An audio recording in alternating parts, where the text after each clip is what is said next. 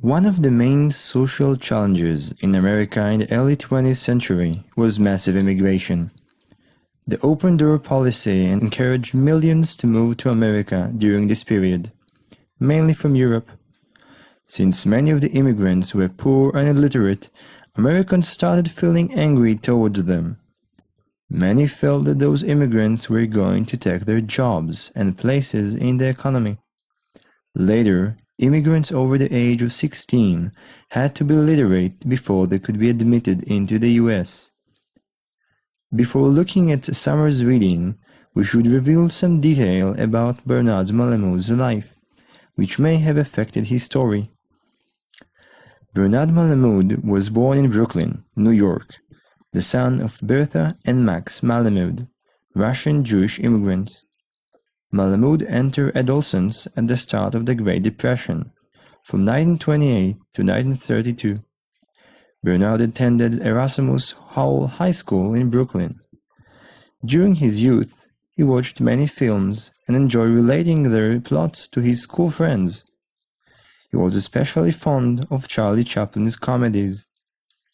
Malamud worked for a year at $4.50 a day as a teacher in training before attending college on a government loan. George Stoyanovich is the protagonist in Malamud's short story, A Summer's Reading. George's last name, Stoyanovich, implies that his family origin is in Eastern Europe. His family is described as a poor one. His father was poor and his sister Sophie earned very little. His father is a simple worker in the fish market, maybe because he wasn't educated for a better job. Another important character in the story is Mr. Katan Sava. The origin of the name Katan Sava is Italian, and Mr. Katan Sava himself has a simple job in a change booth. We can assume from this information that George's neighborhood was a poor immigrant's neighborhood.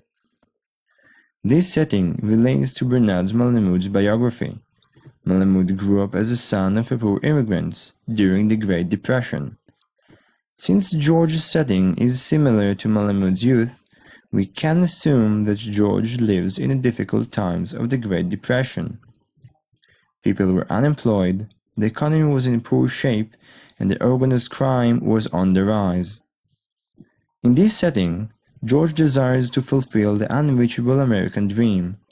He spends time sitting in the park, escaping his reality, thinking of the future he wants to have.